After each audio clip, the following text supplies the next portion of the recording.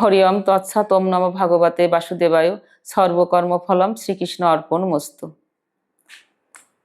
শ্রীমদ্ ভগবদ গীতার প্রথম অধ্যায়। অর্জুন বিষাদযোগ। ধৃতরাষ্ট্রবাসু। ধর্মক্ষেত্রে কুরুক্ষেত্রে সমবেতা ইয়ৎসাভ মামকা পাণ্ডবাট জয় কিম অকুর্বত সঞ্জয়। ধর্মক্ষেত্র কুরুক্ষেত্র এটি কোথায় হয়েছিল? অর্গানন্দরাজ লিখলেন, ইদম শরীরম কন্তেয় ক্ষেত্র মিত্র ভিদিয়তে। দেহের মধ্য যে ভালো মন্দ বীজ বপন করা হয় সেটা অঙ্কুরিত হয়ে সংস্কার হতে থাকে। 10টা ইন্দ্রর 5টি হলো বিকার, মন বুদ্ধি ঈর্ষা অহংকার। আর শতরজতম এই 3টি গুণের বিস্তার হলো ক্ষেত্রের বিস্তার। পুণ্যরূপী জননম পুণ্যরূপী মরণম পুণ্যরূপী মাতৃ জঠর শয়নম। এই ক্রিয়া যুগ যুগান্তর ধরে চলছে, এটাকেই কুরুক্ষেত্র বলা হয়। তাহলে ধর্মক্ষেত্র কাকে বলা হয়?